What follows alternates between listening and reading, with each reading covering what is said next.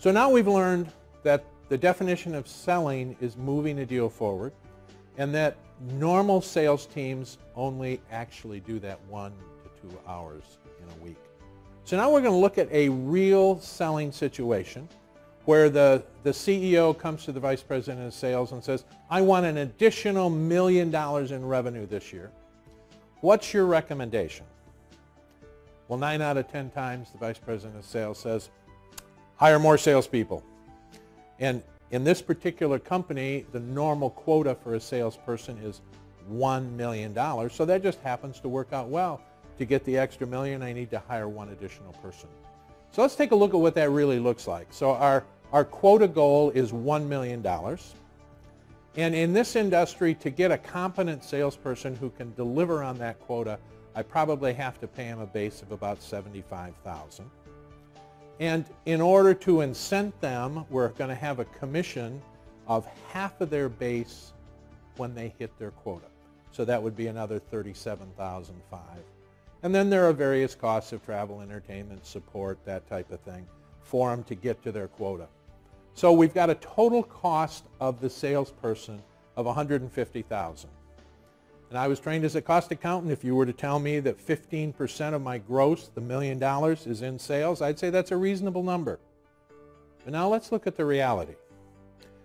When we apply the 10 hours for best-in-class organizations, and then we contrast that to the 1 hour of the normal selling organization, what we see is that the cost per sales hour for that world-class organization is $312.50 an hour. But the normal business is paying over $3,125 an hour.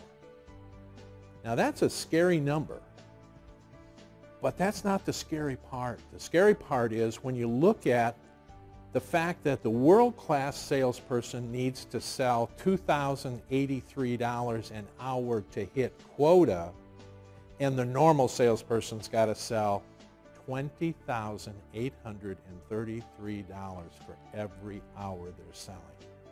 We're creating an environment that is almost guaranteed to blow up. This is a perfect example of there's that 90% difference in your cost per sales hour that's all about the chaos of everything's out of control and we're working really hard, but we're not getting where we really want to go. So let's think about the impact to you of what happens when you actually start to remove that cast of chaos and you get from the 1 hour up to 5 and then eventually up to 10. Well, the first thing is your total sales